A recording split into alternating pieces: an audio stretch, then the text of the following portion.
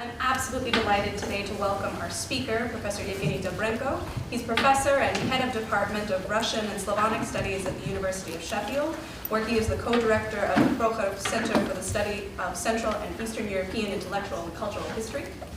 It's hard to begin to list Professor Dobrenko's work, as he's been the author, editor, and co-editor of 20 books and more than 250 articles and essays, which have been translated into 10 languages. His scholarship on Soviet and post-Soviet culture spans disciplines including history, sociology, critical theory, literature, film, and art. An abbreviated list of monographs include The Making of the State Writer, Social and Aesthetic Origins of Soviet Literary Culture from 2001, Political Economy of Socialist Realism from 2007, Stalinist Cinema and the Production of History, the Museum of the Revolution from 2008, and his co-edited volume, History of Russian Literary Theory and Criticism, was also the winner of the 2012 Evgeny Prize for the Best Book on Russian Culture. Today, his talk is titled Fin de siecle, Socialist Realism, Aesthetics of Socialism in Eastern Europe and the USSR after Stalin. Please join me in welcoming Evgeny Dobrenko.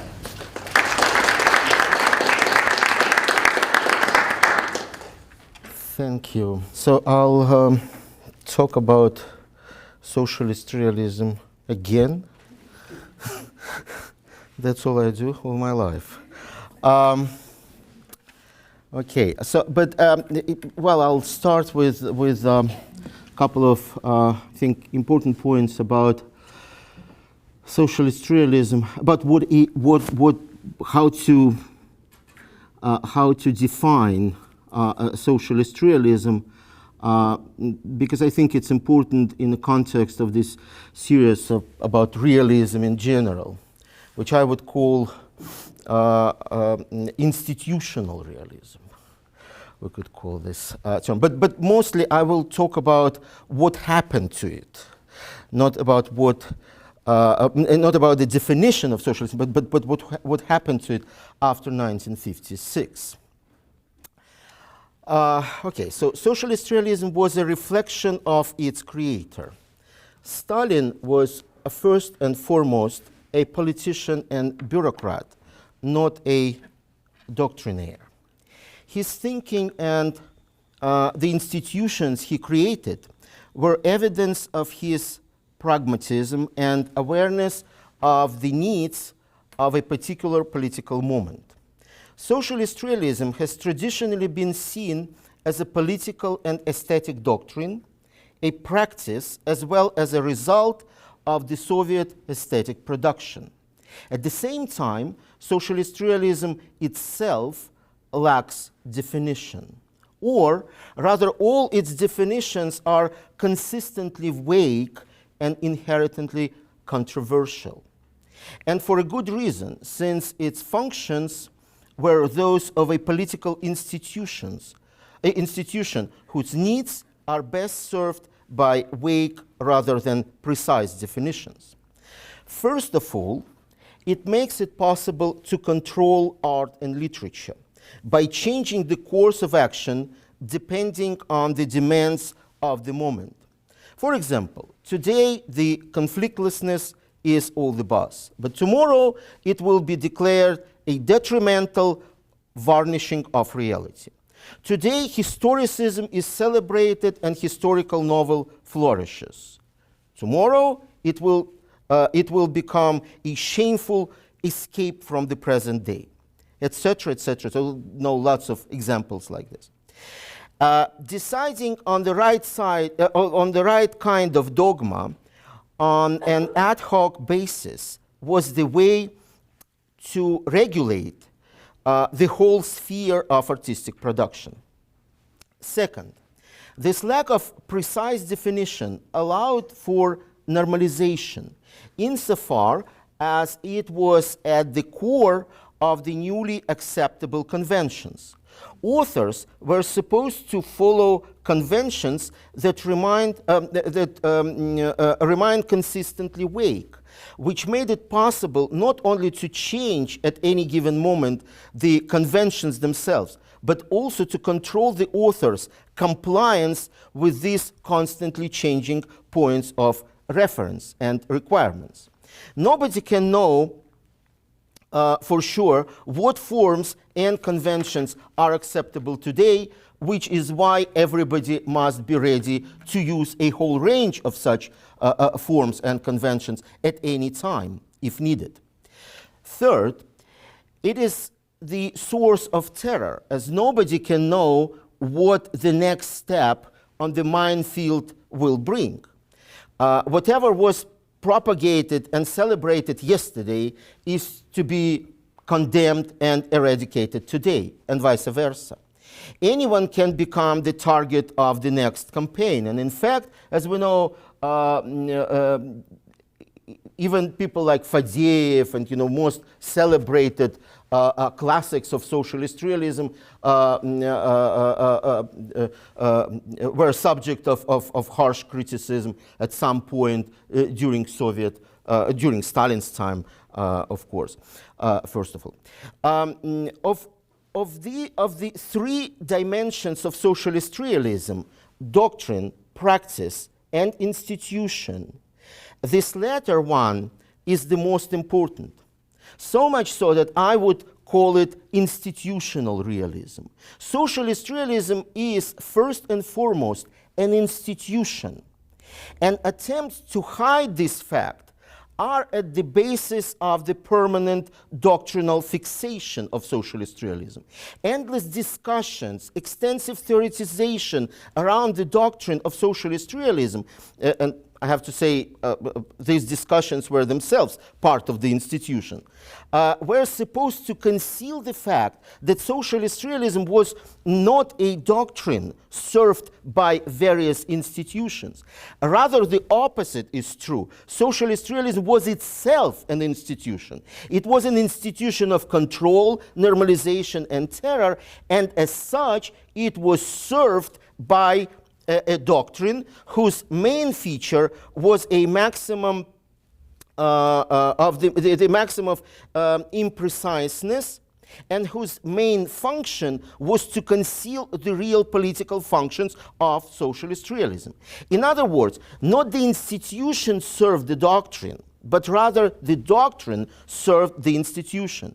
And socialist realism was exactly such an institution which covered the whole range of the production and consumption of aesthetic produce, from the writers' union to censorship. Understandably, as soon as this institutional conveyor belt was disrupted, and that's what happened after Stalin's death, and after, first of all, after 1956. Socialist realism fell apart. In other words, contrary to the prevalent view, socialist realism was not the fuel for the functioning of institution, but rather the very engine itself. Insofar as writers and artists worked within the constraints of socialist realism, they were just its agents.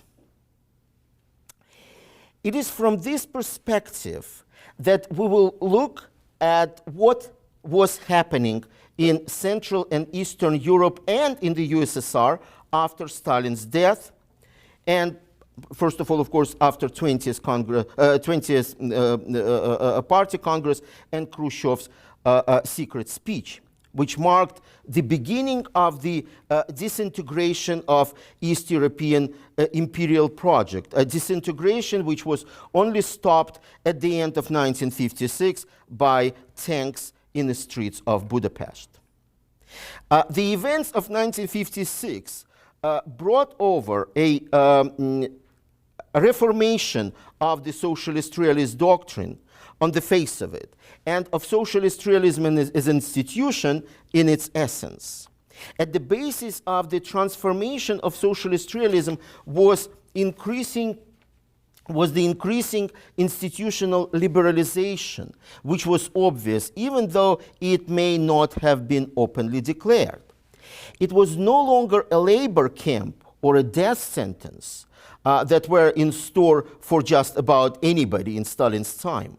Under Khrushchev, it was almost exclusively dissidents who had something to fear. And even in their case, in their cases, the punishment was mostly limited to campaigns of intimidation, such as the Pasternak affair, Khrushchev crushing the avant-garde Manege exhibition, etc. Granted, in those years and even later in the 1960s, the possibility of repression, such as arrest and camps, was never too far. Suffice to remember Josef Brodsky case or the Sinyavsky-Daniel affair, which are most obvious, of course, and noticeable. But for the most part, the range of the so-called means of controlling artistic matters at the disposal of the authorities was now limited to campaigns of intimidations and forced exile, such as case of Solzhenitsyn, Voinovich, Aksionov, or the Metropole affair, etc. The liberalization was also reflected in the status of socialist realism after 1956. It took just a few years, and socialist realism no longer resembled its original version. In order to understand why this process was so rapid and, in fact, irreversible, we must remember that in its original version, socialist realism was not an export product. It has never been produced for an export. It was for an internal use. And it was only after 1948 that it expanded beyond the borders of the Soviet Union and became part of a new model of culture in all Eastern European countries. Having been created for one country, it became an international phenomenon. Its rapid transformation, or rather crisis, was related to the fact that at a certain point in these countries, the very foundations of socialism started to be questioned. This could have never happened in the USSR in the mid-50s, but this was the price that had to be paid for the internationalization of socialist realism. As we will see, this price turned out to be too high. 1956 was the turning point in the history of Soviet-style socialism, which marked the beginning of its decline. The usual obvious reference is the 20th Party Congress and the beginning of de-Stalinization. But it is unlikely that these events would have brought about the demise of socialist realism if it had been a strictly internal affair for the USSR. The de-Stalinization destabilized the regimes in the countries of the Soviet bloc. This made them refute the cultural models which had been introduced after the war, but which had little connection with the history and culture of these countries. The stronger the local literary tradition and the more solid the local literary culture, the less organic they found the Soviet model, the less inclined they were to accept it. Good examples are Polish, Hungarian, and Czech literatures. These countries were an open challenge to the proposed status quo. At the same time, in countries with weaker or younger cultural and national traditions, such as Romania, Bulgaria, or Albania, the situation remained under the control of the regime. There is, however, one exception to the rule, and that is Yugoslavia. It found itself literally pushed out, forced to find its own way into socialism, different from the way of Stalinism, which is why it quickly acquired maturity both politically and culturally.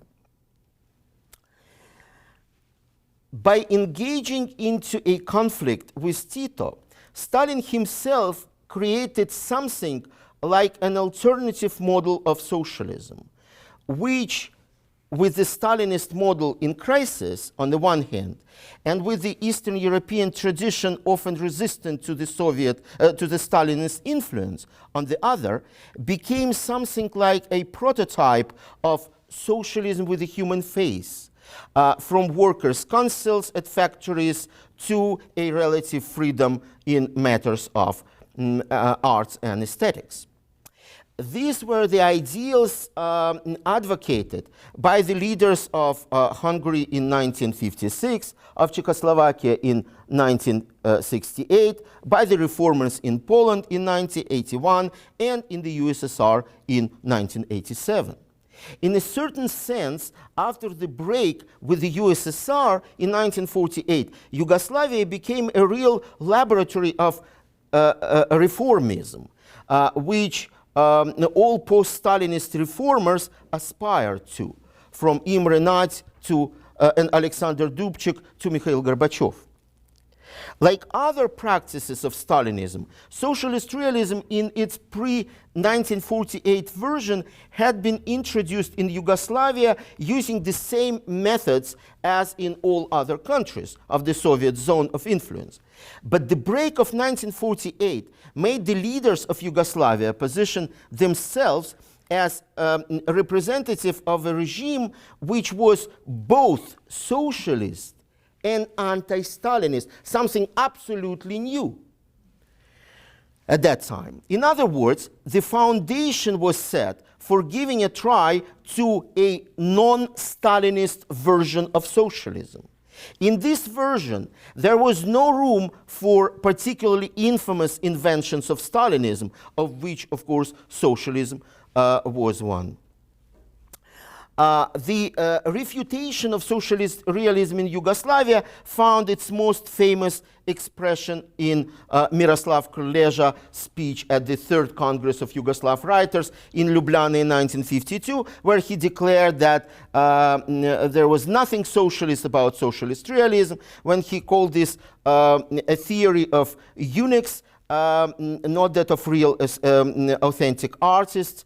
And he declared that it was nothing but a slogan, the only purpose of which was to propagate the rule of the Communist Party of the Soviet Union, which itself had turned into a state imperial institution.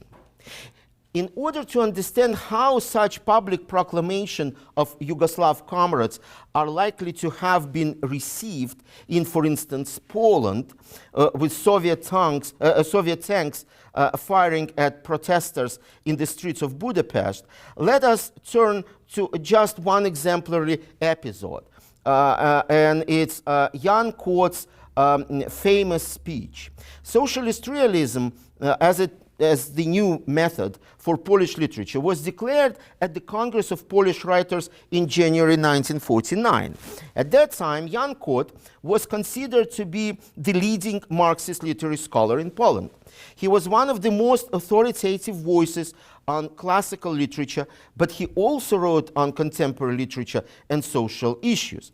Being a serious Marxist theoretician, he advocated a socially engaged literature against formalist experiments, against André Gide's anti-social and amoral concept of man, against pessimistically tragic characters of Joseph Conrad and André Malraux. Kot gave his speech, Mythology and the Truth, at the 19th session of the Council for Culture and the Arts in the Ministry of Culture and the Arts of Poland on 24th March 1956. Modernity and revolutionary art was the topic of this session. The effect of this speech was akin to that of an explosion. Kot openly criticized the Stalinist model of culture. He placed the beginning of the period of stagnation of Soviet culture at mid-30s, when literature and the art, and I quote, stopped telling the truth, stopped understanding the historical process, stopped being the consciousness and the mind of the revolution. He shared the position of most of his fellow reformers in that of and in that for him too, Marxism remained the ideal to strive for, which was exactly the reason why the practices of socialist realism were a move away from Marxism.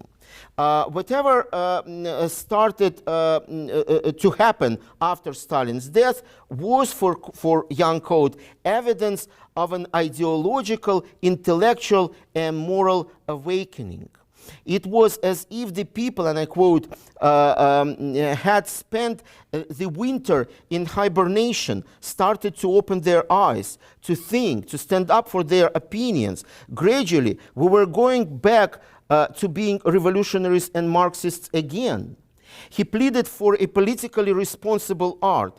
We are condemned to politics, which means that we are condemned to take a conscious part in our history with our hearts and our minds. We demand from literature, from painting, from all the arts, the whole truth about the fate of the revolution and ruthless struggle for the future of socialism. And he insisted on his position being true to the spirit of the party. Writers are not separate from the party and from the people who live in modern-day Poland. They only gave voice to their anxiety and to their doubts and signaled the awakening of their revolutionary consciousness. Writers, party members, played a significant part in this awakening, and this was the best way in which they could have fulfilled their party duty. End quote. Code's speech opened invisible barriers, and the Polish press was flooded with expressions of dissatisfaction which had until then remained unspoken. Such was the context in which the Yugoslav literati in Warsaw appealed to a free discussion and socialist democracy. As Philip Ben wrote in the Parisian Le Monde, and I quote, Poland did not know it was in early 1956, Poland did not know the triumph of a Polish Tito, but it is on its way to a Polish Titoism without Tito, end quote. The tanks in the streets of Budapest were supposed to block this way. The tragedies that followed was not so much a result of the Soviets' desire to stop the so-called counter-revolution, but rather of their inability to offer a program for reforming Stalinist socialism that would be able to compete with the Yugoslav example. The socialist democracy, in quotation, in Eastern Europe was a threat not only to Stalinist socialism, but to the Soviet regime itself, which was busy renovating the facade of Stalinism. In fact, by creating an empire of Eastern European satellites, Stalin created a mirror in which the Soviet Union saw its reflection. Until Stalin's death, this mirror had been covered. But once the cover was removed, it became clear that Stalinist socialism was facing an existential challenge of the kind it had not faced since the days of fighting the Trotskyist opposition in the 1920s. It was much easier to oppose the bourgeois West in the Cold War than to oppose Marxism, with which by the early 50s the Stalinist regime had but a rhetorical connection. The meeting between Stalinism and Marxism posed an existential threat for the former, triggered by Khrushchev's secret speech at the 20th Party Congress. That is why the seeds of socialist reform in Hungary were erased so mercilessly. The situation in Hungary was significantly different from that in Poland. Under Rákosi, Hungary had followed the way of accelerated industrialization and collectivization, which had been rather unpopular in the predominantly agricultural country. Poland, on the other hand, had chosen the path of reducing investments into heavy industry, placing an emphasis on improving the worker standards of living and on achieving compromises with peasantry. The government had even taken steps towards reviving smaller forms of private property. Polish agriculture had been the least collectivized one in the communist camp. Just about 9% of all agriculture had been collectivized. In 1956, majority of cooperatives dissolved themselves in Poland. By making Gomulka, who had been branded in Soviet Union as a right deviationist, just a short time previously head of the state in October 1956, the Soviet government saved Polish socialism and managed to keep Poland in the Soviet orbit without major intervention. But saving the foundations of socialism, quotation mark, had its price. It meant removing from the management of the country not only staunch Stalinists, but also liberals and Jews. Poland remained in the Soviet camp, but it was becoming increasingly self-sufficient and nationalistic. The same thing was now happening in Hungary. But this time, the military intervention became necessary because the change of power had not taken place early enough. The situation in Hungary was heating up so quickly that one could trace almost weekly changes in how writers who had been quite loyal to the regime just a short time ago suddenly were in the very center of the uprising. It is not by chance that after the events of 1956, the Union of Hungarian Writers was dissolved. The Petőfi Circle, created in 1954 and transferred under the management of the Democratic Union of Youth, a Hungarian version of the Komsomol, in 1955 turned into the country's main political club, with writers playing a leading role. They participated in preparing the ground for the events of October 1956, in particular by promoting demands for reforms. Naturally, they were not talking about reforming the doctrine itself, but only of reforming the institutions. After the defeat of the Hungarian Revolution in 1919, nearly all leftist politicians, intellectuals, and writers left the country. Many returned from Moscow after the war, but they were strangers in the Hungarian literature, where the most talented populist writers dominated. It was a particularity of Hungarian literature that in this agricultural country, populist literature was highly developed. The populist writers, on the one hand, and leftist reformers inside the party, on the other, were opposed to the so-called leftist sectarianism. It's a euphemism used at that time to designate Stalinism. Even though the Hungarian uprising was suppressed as a counter-revolutionary one, in its spirit it was orthodox in its adherence to communist ideals. The 1956 events in Hungary, the intense growth of national self-awareness, and the formation of civil society were institutionally incompatible with socialist realism as an institution again. The Conference of Hungarian Writers in September 1956, just 1 month before uprising, gave a very hard time to the so-called communist writers, primarily ex-immigrants who had come back from Moscow, who had been isolated from the Hungarian literature for decades, and whose status was guaranteed by their loyalty to the regime. They were not elected into executive board of the union. As one of the writers said at the conference, and I quote, "After the 20th Party Congress, these writers, former immigrants, had and still have an opportunity to join the majority of Hungarian writers. Instead of this, however, they choose the way of sectarian opposition, which is why they have lost our trust, which is why they did not become members of the democratically elected management board of the union." Socialist realism collapses when it collapses as an institution. Theoretical debates are only important insofar as they signal institutional transformations.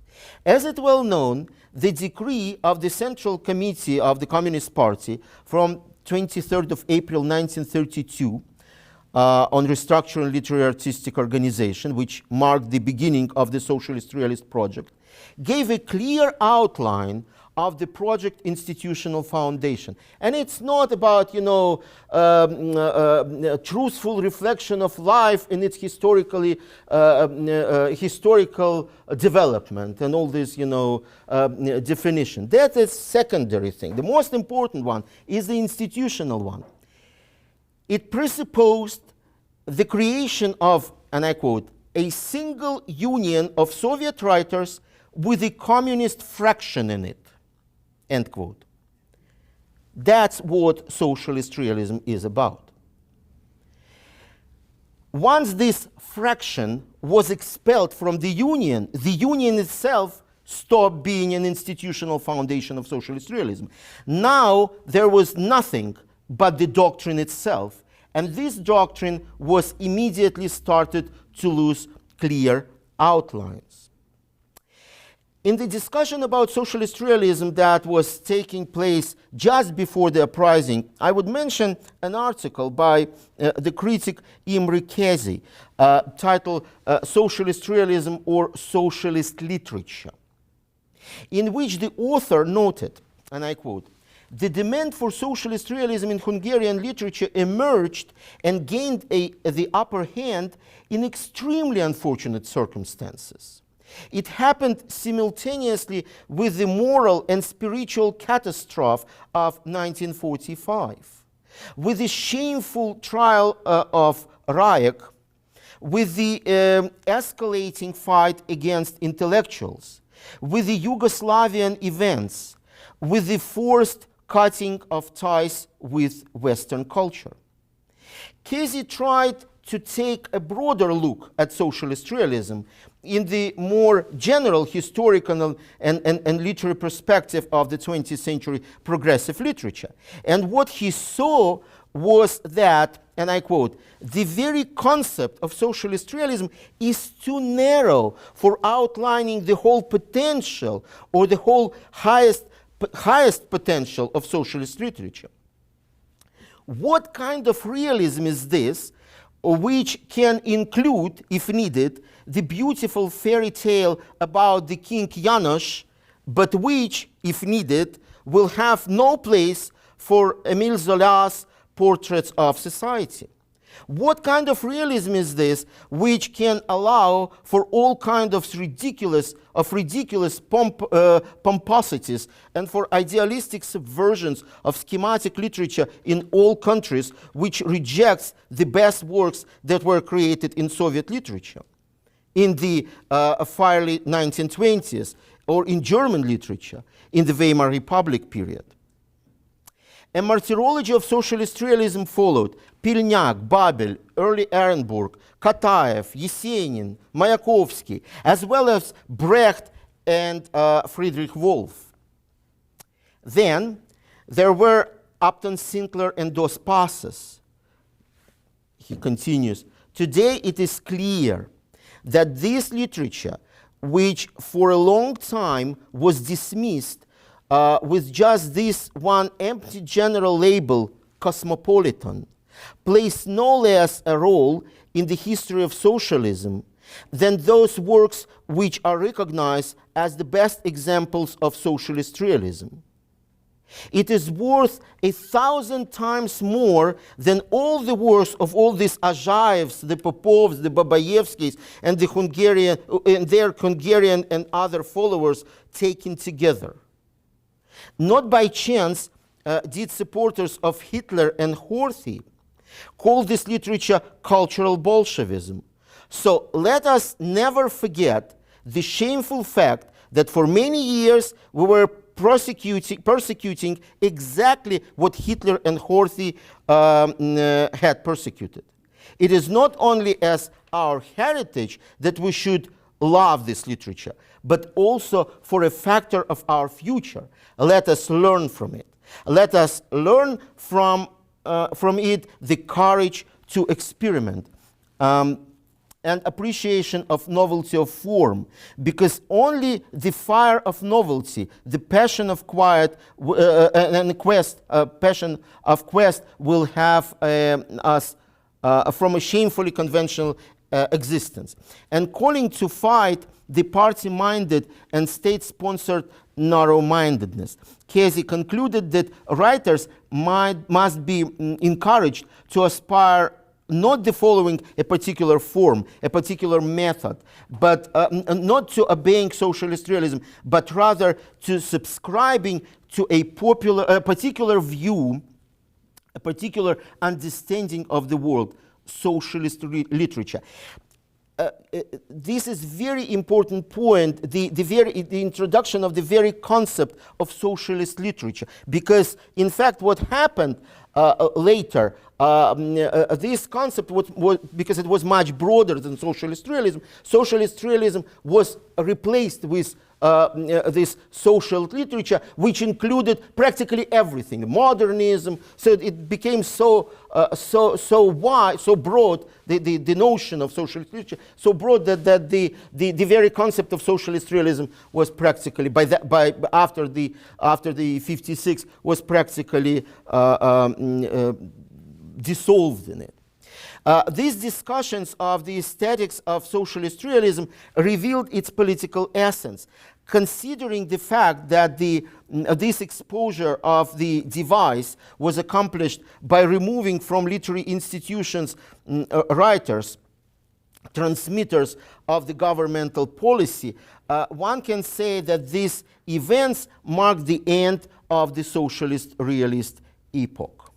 Hungarian writers found themselves in the center of the national uprising of the 1956, which was essentially an explosion of national versions of socialism.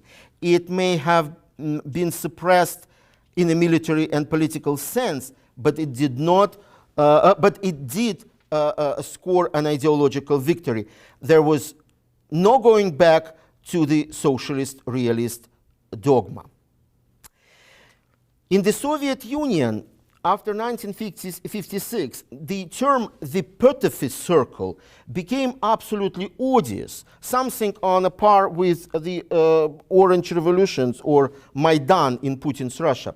But the Eastern European storm of 1956, which forced the Soviet Union to use direct military force in order to retain its control over the countries of the Eastern Bloc, had direct consequences both for Eastern Europe and for the Soviet Union. It became obvious that serious changes were in order. The crisis of socialist realism became so obvious and so deep that in 1956, the Moscow Institute of World Literature, the infamous IMLI, started planning a major conference on realism with participation of 20 prominent scholars, including those from France, Yugoslavia, the USSR, the USA, Italy, Great Britain, and of course, socialist countries. Then the list of proposed participants was reduced to those from China, the GDR, Poland, Czechoslovakia, Jan Mukrzowski, Hungary, George Lukács, Bulgaria, Todor Pavlov, Romania, France, Louis Aragon, and some others. But even in this reduced format, the project was never realized. Such was the decision of Dmitry Polikarpov, by that time head of the Department of Culture of the party Central Committee. His resolution was following: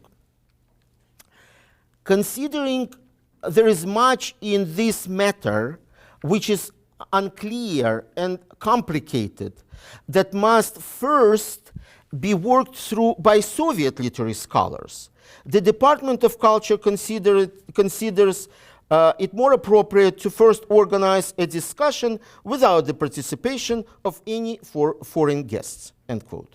The top party official preferred not to take any risks and to keep the discussion under control. Such was the background of the discussion on realism that took place on during whole week, 12th to 18th of April 1957 in the Institute of World Literature. It was the first discussion on realism since the mid-30s, where serious questions were at least raised, if not resolved. Back then, serious theoretical discussions had been led by George Lukács on the pages of the journal Literatury Critic, which was closed in 1940, before the war.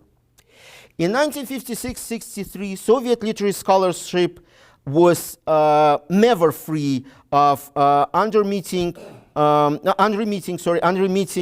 heated discussions about realism, socialist realism, realism and modernism, realism in connection with other artistic methods, socialist realism and the historical heritage, and so on and so forth.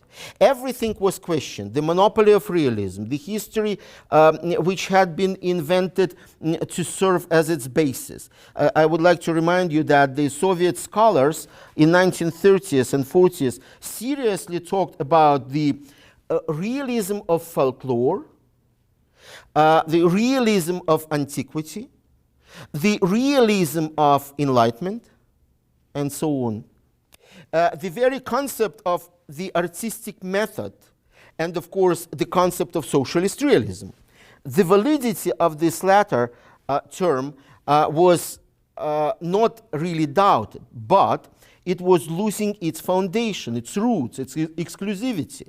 Suddenly, Romanticism, modernism, and other movements and schools were mentioned, which, though criticized, could now be at least studied for comparison, which was not the case in 30s and 40s, for decades. The theoretical debates and the doctrinal liberalization were supposed to cover deep institutional transformation and to attribute ideological legitimacy to them, which is not to say that doctrinal changes had no significance. On the contrary, they were indicative of changes in the logic of the institutions and their political content. It was now clear that socialist realism, once it had been removed from the pedestal, would no longer be able to claim its status. Socialist literature was a new concept introduced for Eastern European and Western literatures, which could not fit into the Procrustean bed of the old socialist realist dogma. It was an infinitely stretchable term, created in order to claim everything that could not be covered by socialist realism, but that for some reason could not be considered a part of bourgeois modernism either. For example, leftist artists. Once it lost its exclusivity, socialist realism started to melt like a candle. What followed was its slow death, or rather half-life, in the state of induced coma, a process that would take more than 3 decades. Paradoxically, when Marxist aesthetics represented by the Eastern European reformers of socialism confronted its Stalinist reincarnation, it refused to recognize its own reflection in it, denouncing it in rage. Back then, in 1956, socialist realism survived that frontal collision.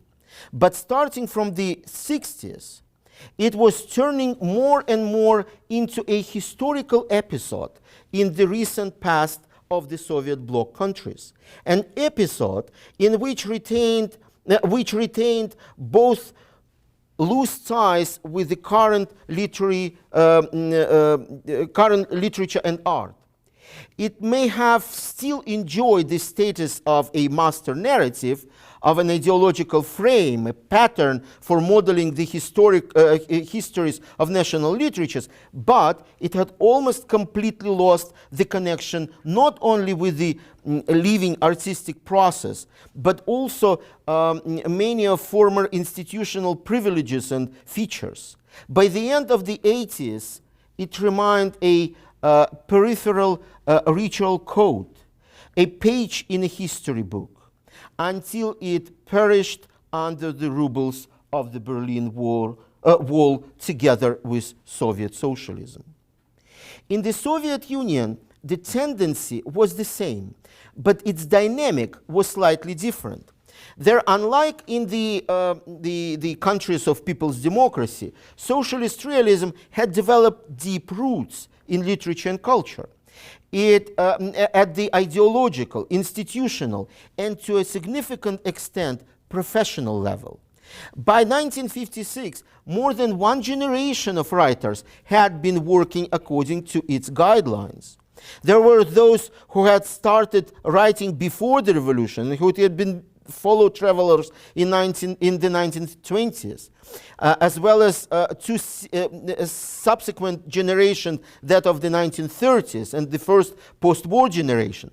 These deep roots guaranteed a certain margin of safety for socialist realism within the Soviet Union itself, but not too much. 1956 triggered the unstoppable process of separation between literature and socialist realist discourse. In Stalin's time, socialist realism had been an operational category, an instrumental concept which loyally served the critics, the censors, and the party managers of Soviet literature. After 1956, that same socialist realism started to move more and more into the sphere of theoretical discussions and counter-propaganda. Its institutional existence was pretty much guaranteed, but at the same time deprived of its instrumental status. This existence had but a symbolic value and belonged to a category of an almost epic past, losing its legitimizing role. The discussions of the early 60s still bore traces of attempts to restore a connection between the living literary process and the demands of socialist realism. For example, in the debates of a new wave of the war prose in the beginning of 60s and later in 70s, orthodox critics still tried to appeal to the demands of socialist realism. But in 1970s, for example, there occurred a complete break between socialist realist theory and the living artistic practice, with the former fully retreating into the sphere of theory and history of literature. It was at about that time that literary criticism stopped appealing to socialist realism, and the debates about the village prose, for example, lyric poetry or city prose, were taking place with no reference to socialist realism whatsoever.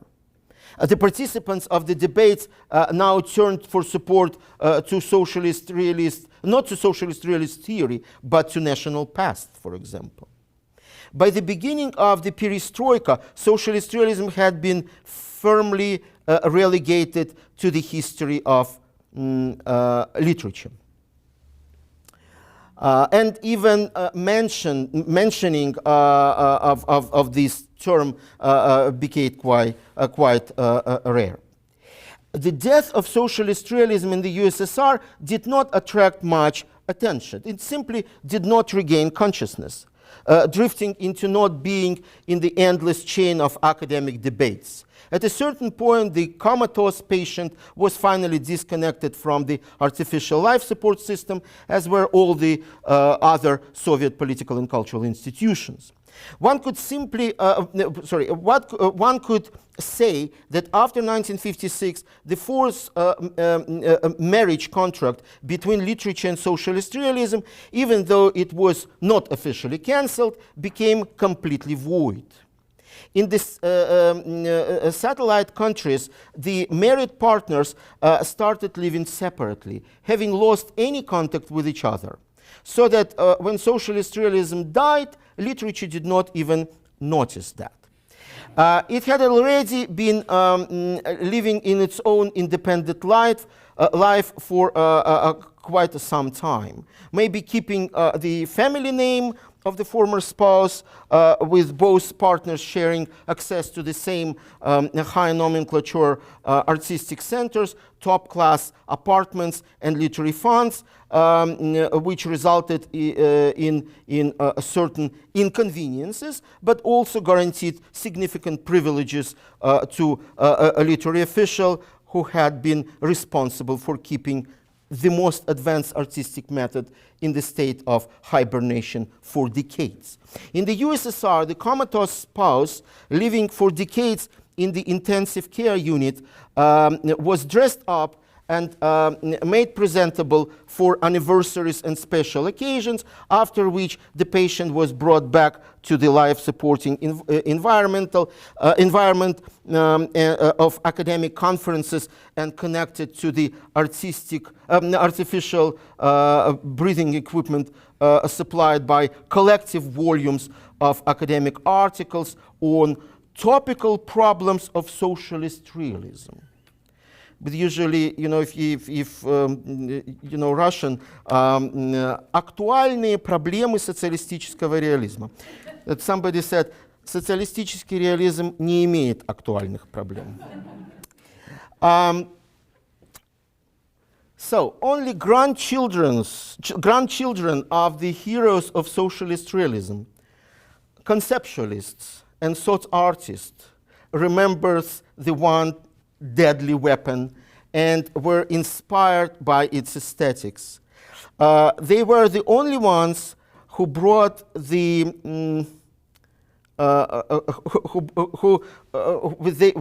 who came to the gravestone of socialist realism with the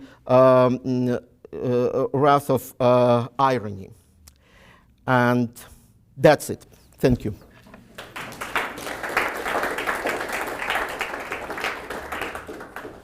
Do you think of, besides the conceptualists, any time from the beginning of socialist realism on until today, can you think of any great works of literature Of socialist that are realism. socialist realism?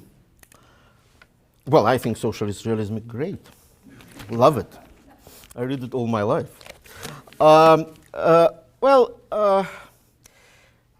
You see, it all depends on how you define socialist realism. From the point of view that I take here, it is, first of all, it's an institution. In terms of its structure, in terms of its aesthetics, in terms of its stylistic conventions, it changed so many times.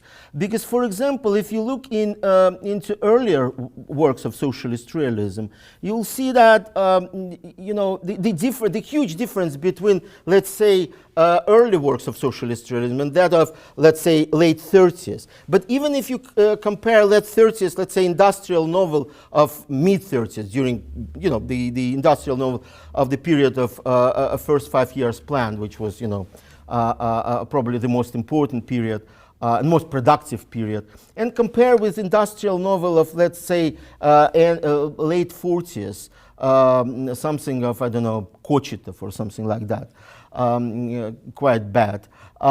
It's simply uncomparable. The problem is you cannot produce a coherent structural model for socialist realism. Well, for example, the very popular and famous one, which was described in Katerina Clark's book on Soviet novel, the structuralist, description of how this system works. It's applicable to 1930s socialist realism, but for example, it doesn't work for late Stalinist period, for example. And of course, you see the difference between how it functioned. I would describe it in terms of proportions, because for example, in 1930s or in late 40s, socialist realism occupied 95 or 99% of all public sphere, right? In 1960s, it didn't disappear, no, but it was just, let's say 60%. In 70s, 30%, and so on and so on.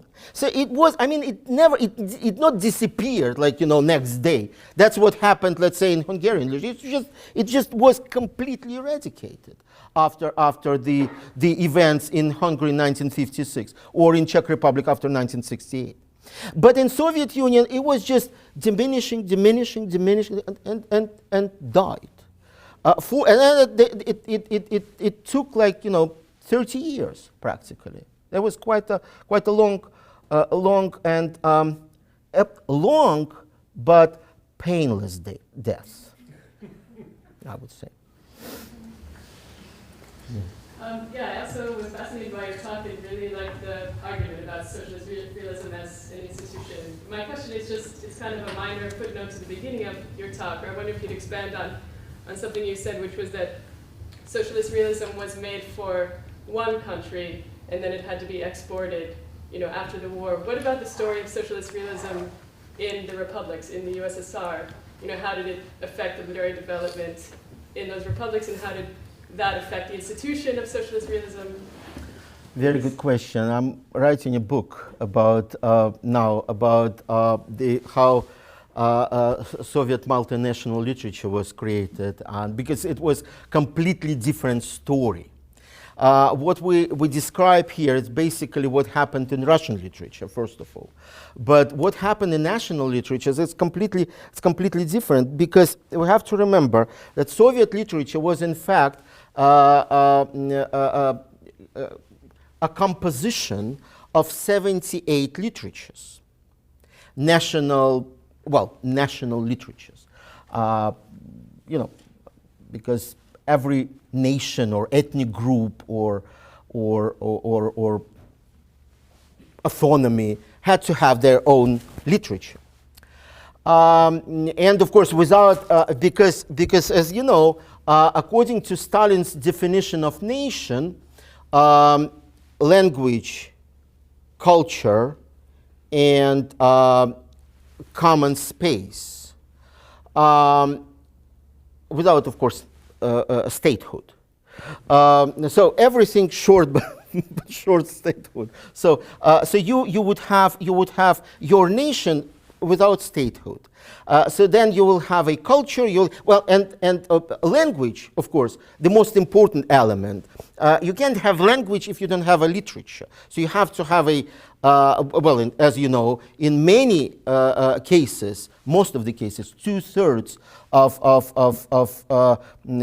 out of these 78 literatures, written language was produced in late 1920s, early 1930s, because it didn't have any in written form. So you can't produce literature without language. But then you cannot have a proper national language if you don't have a literature. So you have to have a literary language, right? So then you need literature for that. So the first element of the nation, language based on literature.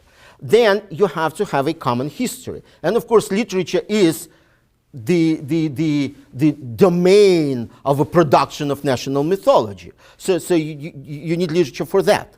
And then, of course, the idea of so the common history, the national language, everything comes at the end of the day to the creation of this literary institution of literature. But at the same time, it was conceived as socialist realism. It's socialist realist institution, right? And this whole story of a creation of unions of Soviet writers in each republic and in each autonomy republic, and you know, it was a long and painful story. But what we see there, it's quite interesting. The stronger national tradition you have in national literature, the easier for this literature was to overcome these socialist realist conventions. And that's what happened in, let's say, Georgian or Ukrainian literatures, Armenian literature.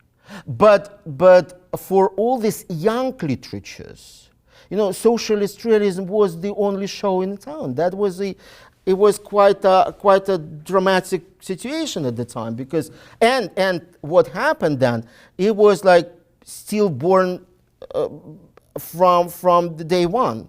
And what happened when the Soviet Union collapsed, when you looked what happened with these national literatures in all these, you know, former autonomies, like, you know, Chuvash literature, or you know, in all these different places, it's practically dead at the moment, which is, well, it's a it was a very painful process, and I think what happens now, they try to reimagine themselves as a new nations at the moment in post-Soviet times, using all this, you know, rhetoric of post-colonialism and all the rest. But what happens, they in most of the cases, and I know quite a few because I was working with these specific cases. Without literature, that's interesting, you cannot actually move ahead. And this is a dilemma for these national elites. They want to have a, you know, national consciousness and all this national mythology. At the same time, they cannot produce literature, because the old one was practically produced in Moscow. That's the true story of it, because, you know, most of this writer from, I don't know, I remember when I read the quite amazing story, memoirs of one of the young writer at that time from Ufa, and it's about Buryatia.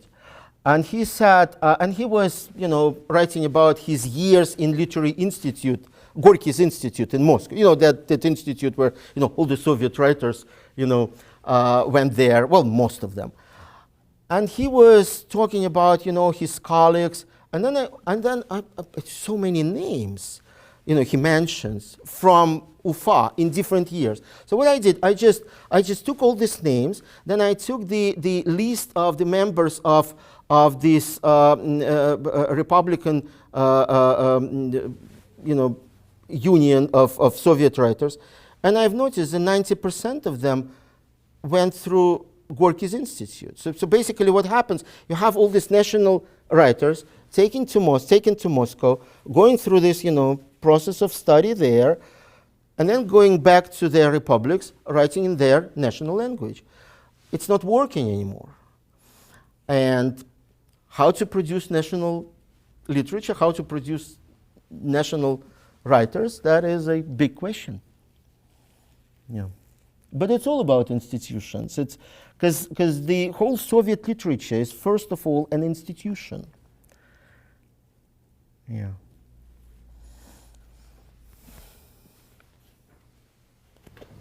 I suppose I'm curious about how you, in your writing, you're focusing on the larger arc, at least in this talk, gradual diffusion of doctrinal authority and institutional authority for socialist realism. And I'm wondering how you position your argument with respect specifically to, let's say, those years, the late 50s, early 60s, when shifts in doctrine, such as the accommodation of early Bolshevism again, the return to Lenin, et cetera, that is accommodated by institutions.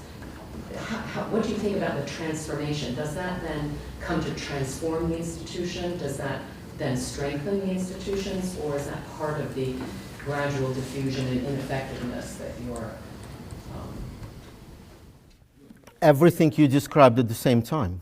The attempt to strengthen the institution, the only way to survive for them in Eastern Europe was to make it less rigid. So there is no way you can have after 1956, let's say in Hungary, you can have a union of Hungarian authors with old rigid definition of socialist realism. So you have to have something very vague, like socialist literature, which includes, well, practically everything.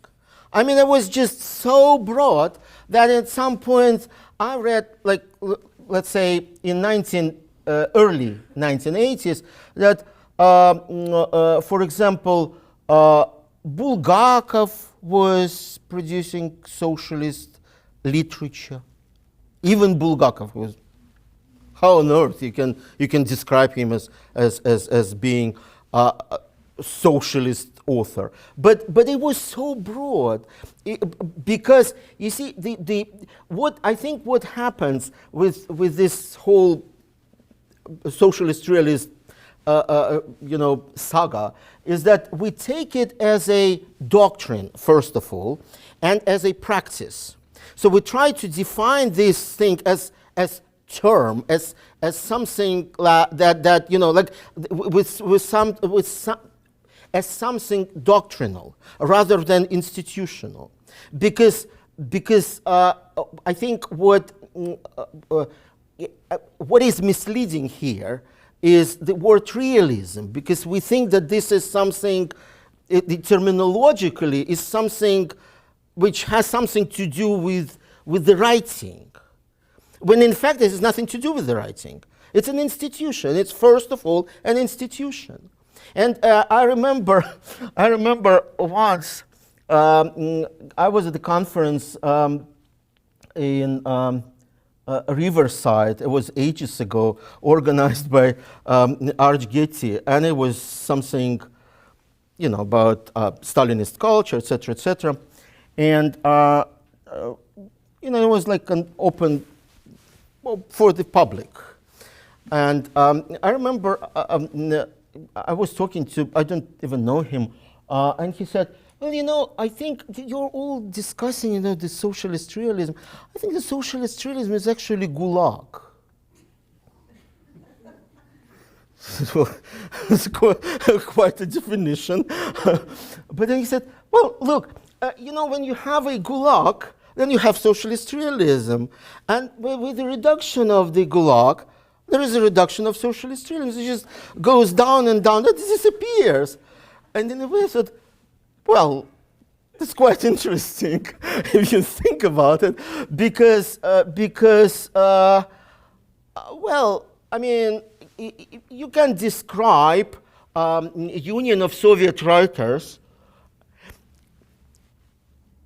as sort of an institute, well, Gulag is a strong word, but as an institution which in fact is organized in such a way that practically uses all these practices like control, normalization, terror, and all the rest, which practically, some sort of Gulag in a way.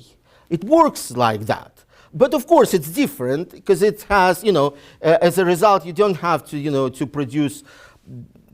You have to produce some, some writing, right? So it has to be something, a result of some creative process.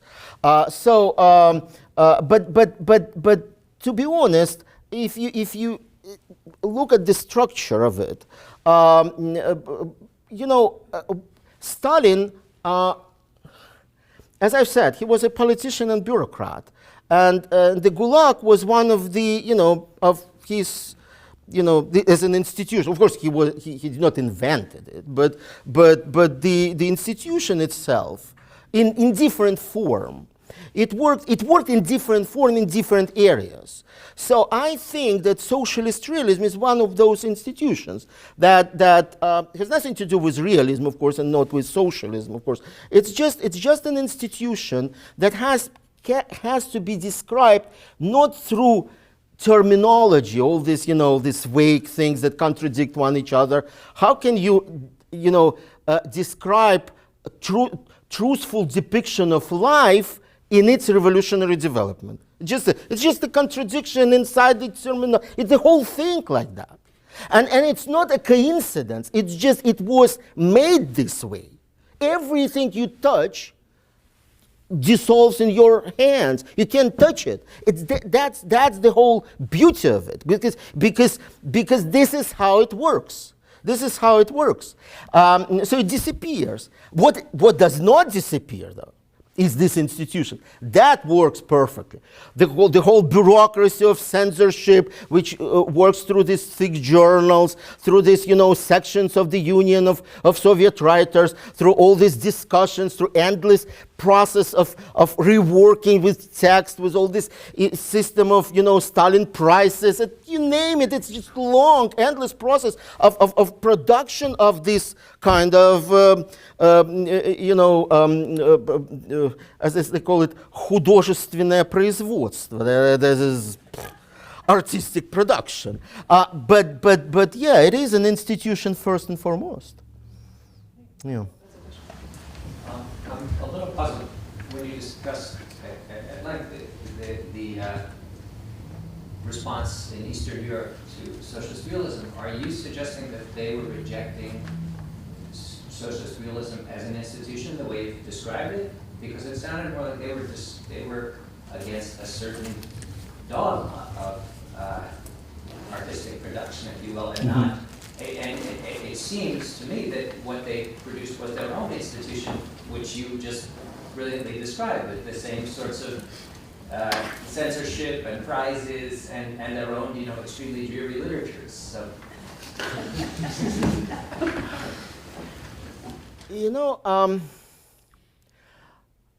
Fighting with dogmatism was one of the key elements of whole Soviet system. The whole history of the whole Soviet history can be described as a history of fighting with dogmatism, because the idea of fighting some, and Stalin, as you know, wrote a lot about this dogmatics and how they go, Talmudists and all these bad names. But all this fight against dogmas was in fact part of the whole game. Because in fact, what they tried to do and what they did, they've changed the institutions. But if they, for example, because I worked with the archives and Soviet reactions to what happened in Hungary and Poland and Czech Republic in mid 50s, and that is interesting when you read for example, all these reports from Soviet embassies sent to the central committees, and they said well, writers at this meeting or that meeting, rightly said that this is something all that needs to be changed, blah, blah, blah, blah.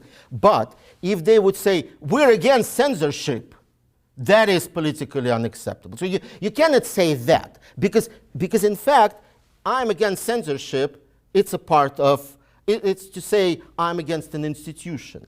But if I would say I'm against conflictlessness, that is a different story. When in fact, you see, you change the institutions, but you talk about theory all the time. So you can talk about theory, you can change something there, supposedly. Nothing changed. I mean, it's all just the same old story. It goes one way, then it goes another way, because it's all vague. So you can work with it like with a puzzle, putting pieces and bits in a different way. But in fact, what happens, liberalization on an institutional level, which cannot be articulated publicly. So publicly, you can discuss only theoretical, historical things, but not institutional things. So for me, as I've said at the beginning, these theoretical discussions are interesting, because they manifest what happens behind these debates, because what happens on the institutional level is hidden by these theoretical debates. In fact, I think the functions of these debates was to conceal what happens behind the scene.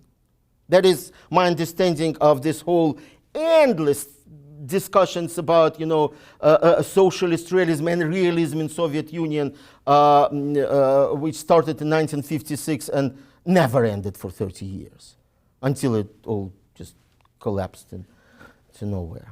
Yeah. I have a couple of questions. I find your kind of shift to studying institutions very fascinating, but I'm not sure I'm convinced entirely. And partly, I think there are two problems. Like, one is it reminds me very much sort of the logic of the Soviet Marxism. In your case, institution functions as the basis, and then literature itself is superstructure, right? And we know that Marxists were never very good at studying superstructure. So how do we study still the texts that were produced during the socialist period, right? So what do you suggest, just forget about them altogether and let's just move towards studying censorship and, prizes, networks, and that kind of stuff, right? So what are the categories that we still could have, analytical and descriptive, to approach those texts? Like in what direction should we go? It's one, and the other one, and just a small one, you made me think about the distinction I never thought, namely, we would have socialist realism that is not Marxist. Mm-hmm. Can we flip it the other way around, and can we have Marxist literature that wasn't socialist realist in the Soviet Union? Can you think of anything? I just thought that the whole kind of history of Soviet literature could be rewritten this way. Your second question, I was thinking, practically all 1920s literature, the so-called fellow travelers, that was socialist literature, but not socialist realism. Let's say Babel. Of course, it was socialist literature. Of course, it wasn't socialist realism. Or Alesha in 1920s. All these authors that disappeared from the canon in 1930s. All these fellow travelers, or let's say early Pilniak. Right? So no, there is such a thing as socialist literature, but not socialist realism. Partly because, and this is by the way also important thing, what happened, and happens every time when you have a new establishment of a new system, because this new system tries to produce a historical background for itself. So it did not was formed just overnight. Of course, it was long story, and it takes from the past. It takes some text which has nothing to do with it, proclaiming that this text in fact belonged to this to this new system. That's what happened with socialist realism, when it proclaimed that, for example, Gorky's Mother is a first novel of socialist realism. As we all know, it has nothing to do with socialist realism. In fact, it was full of, things that was absolutely inappropriate, like Nietzscheanism and God building and all the rest. I mean, it was absolutely, and it was very difficult to work with this text because you had to go through, all these layers not to touch them because they're dangerous and they're just absolutely, inappropriate. But of course, socialist realism could not say, well, now you have socialist realism and everything which is produced after 1934 is socialist realism. What is after that, before that, has nothing to do with it. So that's why it took all this literature of 20s, like Fadeev, Serafimovich, Furmanov, and all these writers, which produced their text which produced their text and had nothing to do with this new doctrine. They were proclaimed to be part of socialist realism. Subscribe to this new doctrine. So that is the answer to your second question. And the first question, what I was saying, of course, we need to read texts. We need to analyze texts. But there is it's absolutely a separate story, separate narrative, and it we need to think about methodological approaches to it, etc., etc. But at the same time, we need to put it into a certain methodological frame and certain in certain perspective, and not to work with the assumption that there is some socialist realist convention which can be used to analyze or to just unlock this text, because there is none, not such a key which would open all these doors. It needs to be read in completely different way. And that is a completely different story altogether, which has nothing to do with this discussion and this topic. I think we have time for one more question.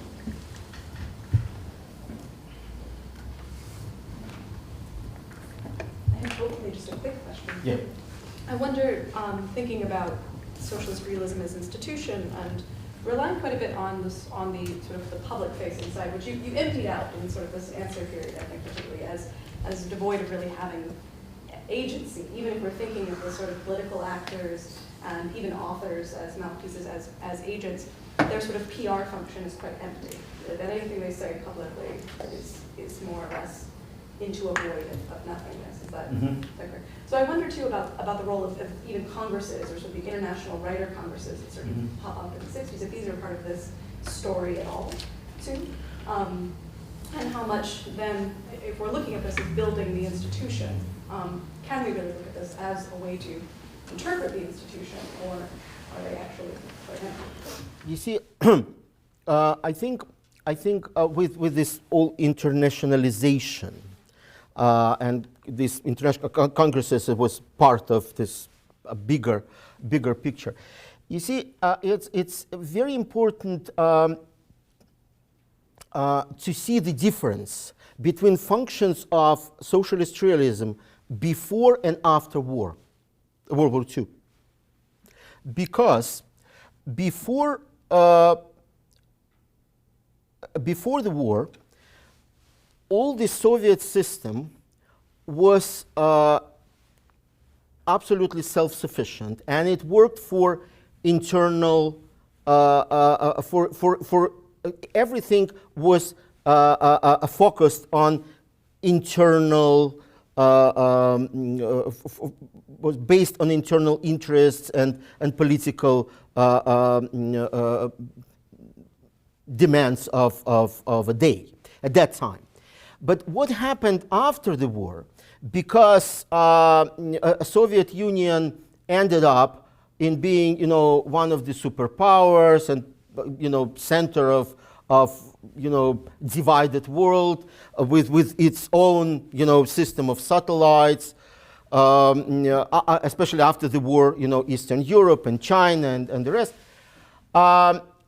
What happened, and it wasn't the case in 1930s, it wasn't this idea of the soft power, because which Soviet Union wanted to project, to influence, to make allies, and, all these ideological and political ties with the Western intellectuals, which sympathized with the Soviet Union, because of course after the war, Soviet Union was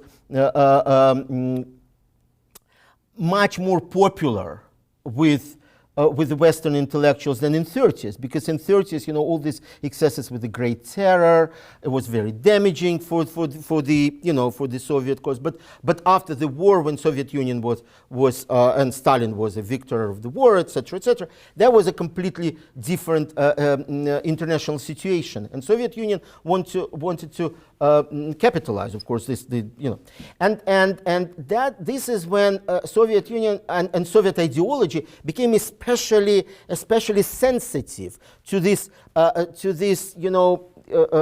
demands and interests from outside world, which was not the case in 30s. 30s it was everything isn't for one country. Now it was completely different, and so as a result. You have, but the problem was that all this system was produced in 1930s for, as I've said, internal use, and now they had to make this system rigid enough for the internal use, but open enough for the external intellectuals to be somehow associated or I don't know, to be, sympathizers of these ideas. So it was balancing act all the time, and that is you see, socialist realism as institution works perfectly when it's as any institution of this type, when it's closed. But when it's open, it's crumbling because it doesn't allow to have, for example, to not to occupy all the public sphere. When you have something else in there, then it's much difficult to occupy this, because this system has nothing to do with competition. It cannot compete. And if you have something else, that is completely different situation. So you have to have much more flexible theory. You have to have much more flexible institutional framework for this literature. And this is what happened after Stalin's death. And as a result, all this literature after which was a desert. Practically by the end of Stalin's period in late 40s, early 50s, all of a sudden produced very decent and important literature. Let's say village prose in 1970s, or war prose, or experimental literature, and the so-called Gorodskaya prose, city prose, etc., which was absolutely unthinkable, of course, in 1950s. So that was a result of the softening of the institutional framework, because of course censorship and the rest. Yeah. I think we are out of time, so enormous thank you to Evgeny. Thank you.